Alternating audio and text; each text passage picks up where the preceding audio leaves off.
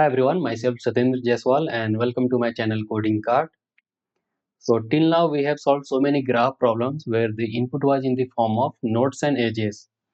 Now let us solve some grid problem where the input will be in the form of 2D matrix like this. So before solving this problem, let us solve some simple problem so that you will get some confidence how to proceed with the grid problem. So I have this example, island count. So here you can see here they have given a grid in which the values are water and land. Let me explain you first. Let me explain you here how we are going to solve this grid problem. So I will explain you two problem here. One is the island count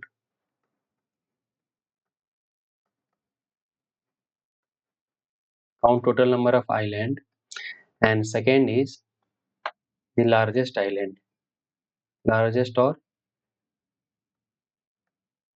smallest island. Okay. So we will solve these two problem, and after that we will solve that hackering problem. So by solving these two problems, we will gain some confidence how to proceed with the grid problem.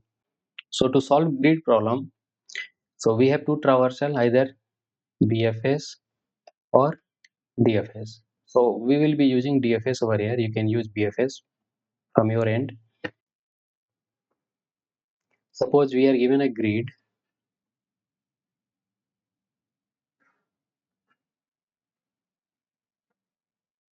Suppose this is a grid. This is my I value and this is my J value. I and J are row and column. So to solve the grid problem, for example, if we are standing here, suppose if you are standing here, so where you can move either up, down, left, right, up, down, left, right, in four direction, right? This is one possibility. Another one is, this one is what?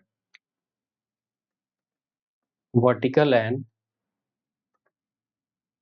horizontal movement. And another will be what?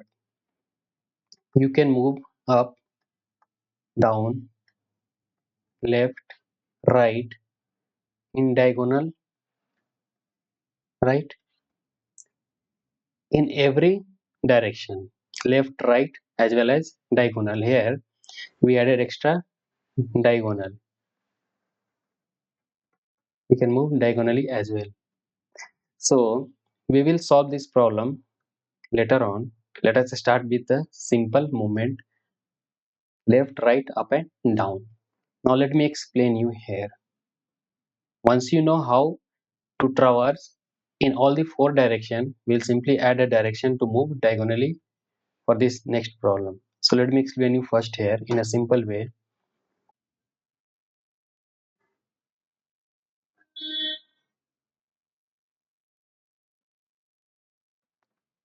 This is my I and this is J. Okay. Now suppose you are standing here. Let me put the I comma J value here. 0, 0, 0, 1, 0, 2, 1, 0, 1, 1, 1, 2, 2, 0, 2, 1 and 2, 2. And you are standing here in this grid. All set. Now here let us consider that we can only move in four direction.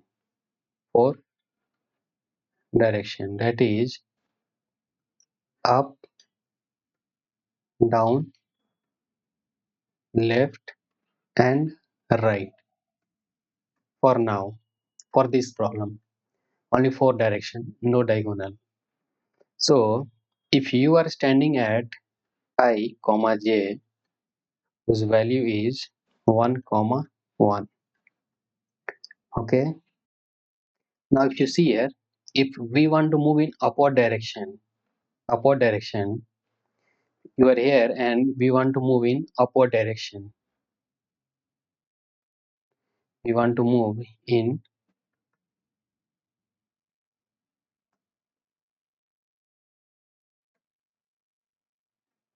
now you are here and we want to move in upward direction. So if you want to move in upward direction, you can see here the I value is being decreased and J is constant. Here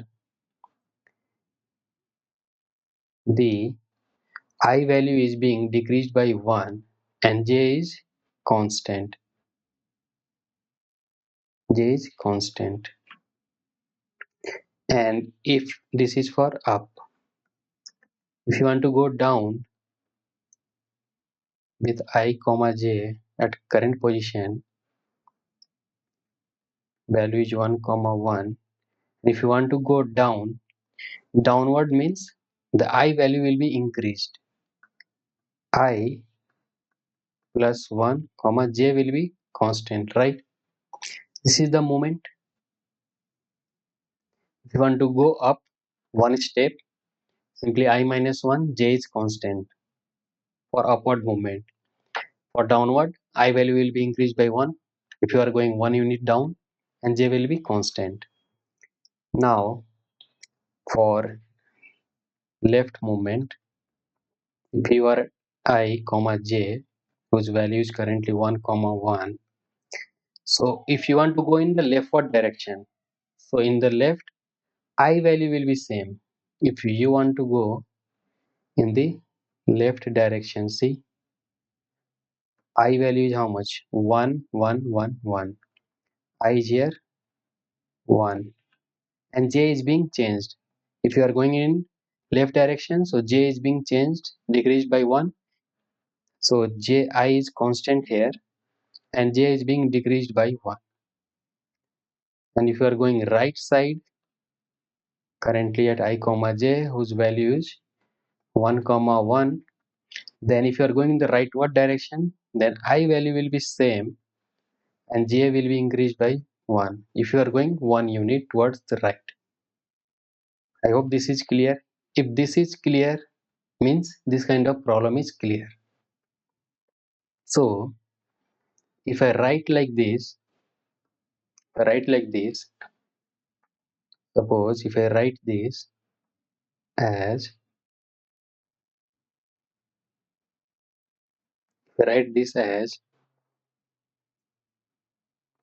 I comma J plus minus 1 comma 0 if you are going in upward direction. If I simply write minus 1 comma 0 here as a fixed value if you are going 1 unit up. Here if I write this one as I comma J current value plus 1 comma 0. If you add 1 comma 0 to the current position, you will go down. For this one I can write I comma J plus 0 comma minus 1, right? If you are going in leftward direction. And for the right, I comma J plus fixed 0 comma 1. So we have write this a generalized form. If we can simply add this in upward movement, downward movement, left, right. So we will apply this logic to get a generalized formula in our code when we will do a DFS traversal. So this is one thing. I hope you understood this one. Now next thing is, suppose you are in a grid.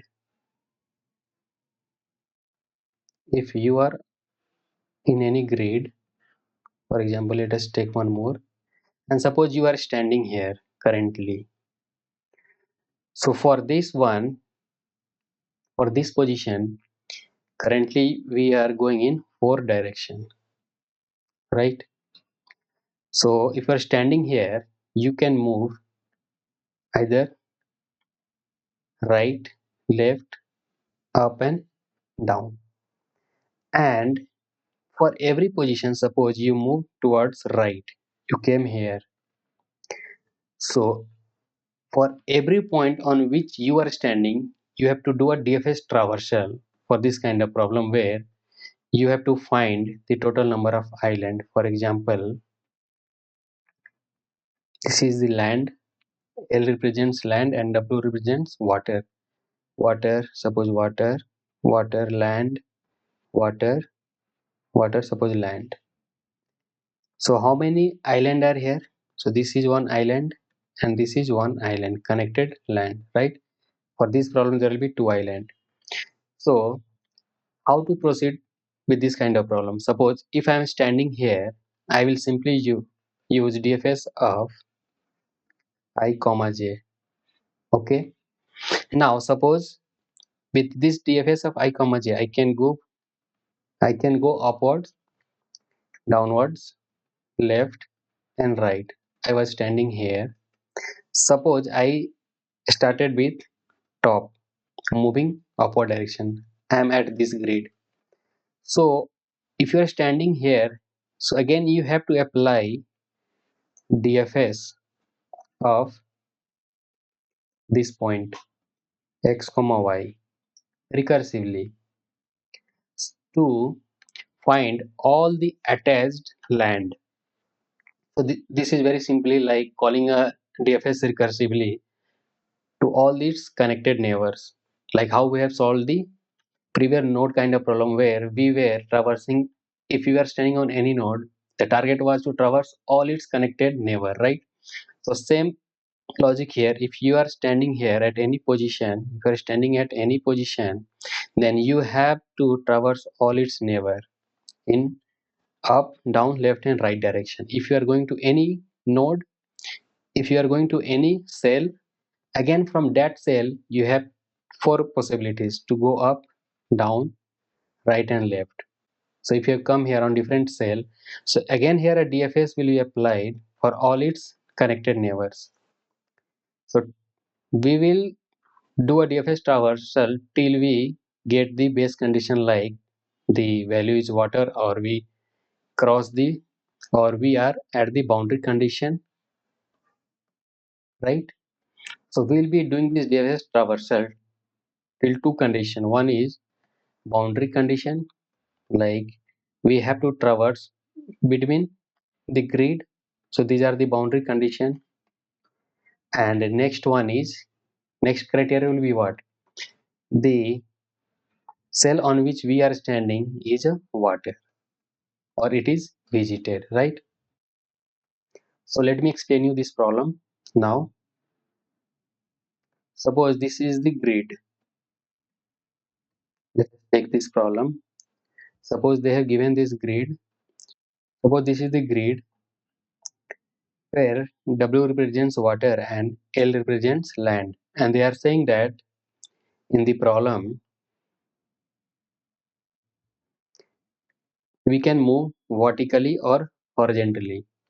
Like we are not going to move diagonally. So we have four direction to move: up, down, left and right if you are standing at any cell. Okay. So in this problem, they are asking how many islands are there. So you can see here, if you are starting from here, so these two land are connected. This will be one island. Now if you are standing here at this cell, you can go down. Again for this down, you can go in right direction, right? Because we have to move vertically and horizontally. Now if you are here for this one, if you are here, you can go up, you can go down, you can go left, right? And for this one you can go, if you are here you can go right as well. Okay, so there is one island here in this format, right? By traversing vertically and horizontally, so there is three island, right? So how to solve this problem? They will simply pass this grid and we have to apply our logic. So the logic is very simple. One is we have to check the boundary condition that we are not going out of the grid, and another is to check whether the cell on which we are standing is visited or not. If it is not visited, then do a DFS traversal in all the four directions. So let us solve this problem. So they will simply pass a grid to us. So the very first thing is to check the grid size. If they are not passing anything in the grid, if not grid, then we have to simply return 0. Return 0. Otherwise, if the grid is having value, we have to find the row and column. So row equal to length of grid, right? And column equal to length of grid of any column, either 0, 1, 2, 3. So we don't know the size of the grid. Let us take the grid of 0. Okay. And in this problem, they are asking count the total number of island. So let us take one counter like count equal to 0. Now we are done with the initialization. Now the next task is to move in a grid. So for I in range of row, for j in range of column.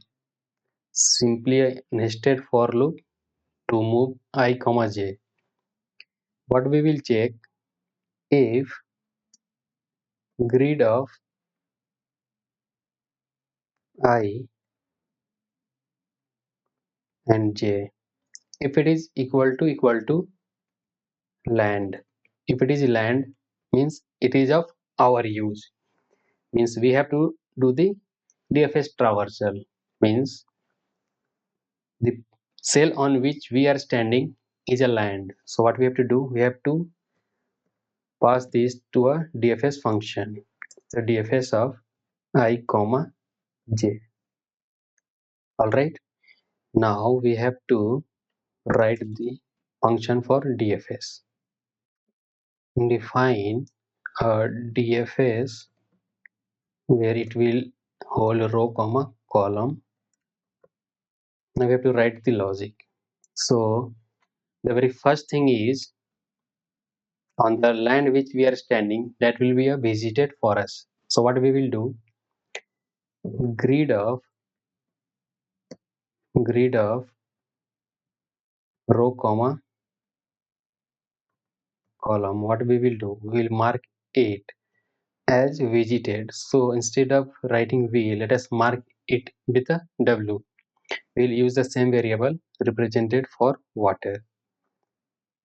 So this will be visited for us, right?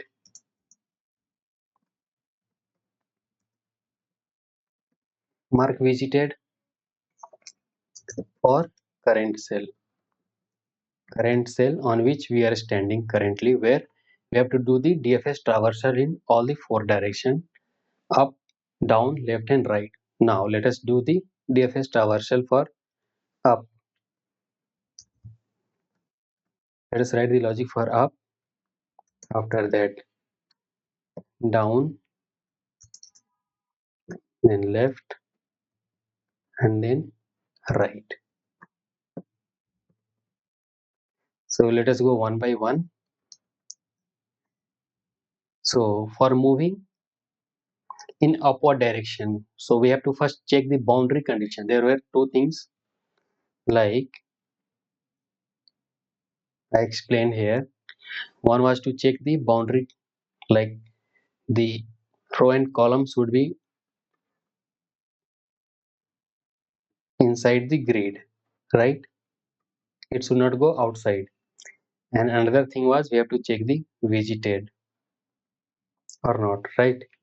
So we checked. So let us write the condition for moving upward. So we have to check for moving upward, that is the row value. If r minus 1, so r value was being decreased by 1. If it is greater than and equal to 0, means we are inside the grid. And at the same time, and grid of r minus 1, oh, r minus 1 and column means 1 unit up on that cell if the value is equal to land. If it is land, then it is of our use, means we have moved 1 unit up and we found that that cell is also a land, means again from there we have to do a DFS traversal in all the four directions. So what we will do, we will recursively call DFS for that cell. So that cell position will be r minus 1 comma c. All set. So this will be the condition for upward movement. For downward movement, again we have to check the boundary condition. If r plus 1, now we are going down, means r is being increased by 1 unit. So I will check r plus 1 is less than total number of row, right? And at the same time, grid of r plus 1 c equal to land. Then again we have to do the DFS traversal recursively for all the four direction with r plus 1 comma c. Same we will write the condition for the leftward movement. For left, the condition will be what? If, now here we will check the column, right? If c minus 1 greater than equal to 0, grid of row comma column minus 1, right? Column minus 1, if that cell is having value a land, means again we have to do the DFS traversal with the current value, which is DFS of r comma column minus 1, right? Now this was for the leftward movement. Now let us write the logic for the rightward direction. So if c plus 1 less than the column, so here we have taken the COL, and the grid of r comma the 1 unit movement will be c plus 1. If that value is land, then what we have to do? Again we have to do the DFS traversal for that current cell. So the cell value is r comma c plus 1, right? So we are done here. So for this line number 32, for DFS traversal for the current cell on which we are standing, we have written this logic to move in all the four directions, and they will be called recursively for each and every cell on which they are going, either in upward direction, downwards, left or right. If they are going 1 unit and that cell is a land, then it will call the DFS recursively itself. So once this DFS is being traversed, our task is for the cell on which we are standing, it traverses on all the four direction recursively, and once this traversal is done, means we have got one island. So count will be increased by 1, count plus equal to 1. So one by one all the cell will be traversed. If it is land, it will go for the DFS. For that point, it will again go in all the four direction, and recursively it will do the DFS for all the unit, and it will simply count 1. So once we are done, once the loop is over, we will simply return this count, right? So we are done. So let us run this code. So you can see here it got passed. So you can see here it got passed. So this was the problem. So I explained you here. I explained you here in a very simple way, one by one, how we are checking the boundary condition, and at the same time we are checking the grid cell value, whether it is land or not. So what we will do here, so this was only for the first time explanation.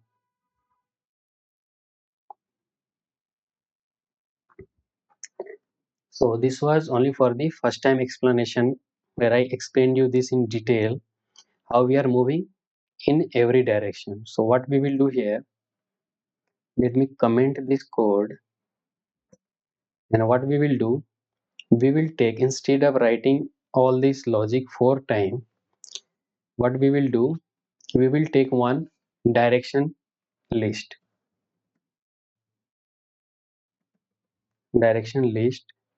where we will keep the value, like when we were moving upward direction the value was -1 comma 0, right? When we were going down the value was 1 comma 0. For going leftward direction the value was 0 comma -1, and for going right the value was 0 comma 1, right? The same value, this one which I explained you here. See this value, up, down, left, right, this one. While going up, down, left and right, so I taken this in a direction list, this value, and what we will do, we'll simply add this value. Now we got the direction list. Let me cut this one in right here.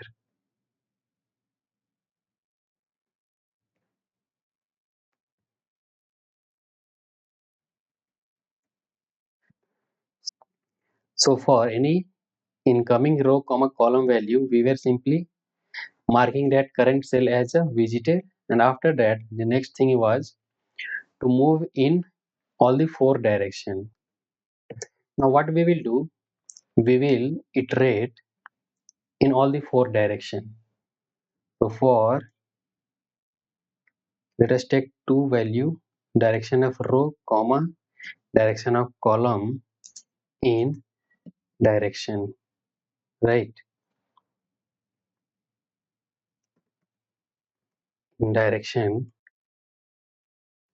Now our new row and column will be what? New row comma new column will be what? It will be r comma c, means r comma c. Let me explain you in the same format, r comma c plus the same dr comma dc, right? The same thing here, the same thing. Suppose this is r comma column, r comma c, then we are adding, and this is dr comma dc, right? So we'll add the same thing here. So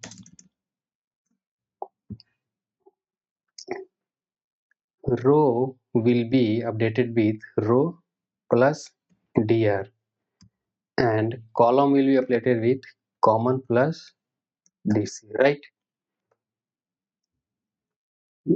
This is similar to this one, row comma column updated with new dr comma dc, right? Now here we will check one boundary condition. If the new row is greater than equal to 0 and less than row, and at the same time new column is greater than equal to 0, and less than column. This is the boundary condition. This is the boundary condition. And grid of new row, new column. If it is equal to land, then what we have to do? Simply a DFS traversal with this new row and new column. That's it. Instead of writing this separately for all the four direction, we have generalized in a single line like this. And we will be using this same format going forward. So I have simply written a direction list. This is for moving upward direction, downward. This is for the left and this one is for the right. So we are iterating in this direction list one by one. So for the first iteration, we got the upward direction movement value -1, 0. So our new row and column will be updated like this one, which I just explained you. So once we got the new row and column for the upward direction, which is moving just 1 unit up, we check the boundary condition, and at the same time we check on the new row and column on which we are standing whether if it is a land. If it is a land, then go for the DFS traversal with this new row and column. Similarly, it will go for the next direction where it will pick 1, 0, which will for the downward direction, and will update the value and it will check the land and the boundary condition. Simply it will go for the left, and at the end it will go for the right. So we have simply written this logic, and let us run this code and see. Same answer. So this was for the very first time explanation, so that you will understand how we are applying this DFS logic in all the four direction, and after that I have simply generalized this one. So I hope you understood this island count problem, where if we are given a grid where the cell represent water and land, and we are given only four direction to move, either vertically upward and downwards and horizontally left and right. So we were simply using DFS traversal and counting the total number of islands. I hope you understood this problem in a very simple way. So in the next problem, we will solve the finding the maximum island and the minimum island, and there we will traverse in all the directions. There we will include the diagonal movement as well. So I hope you understood this problem in a very simple way. And if you have learned something new, please do give a thumbs up and subscribe to my channel Coding Cart, and stay tuned for the next videos. Thanks for watching.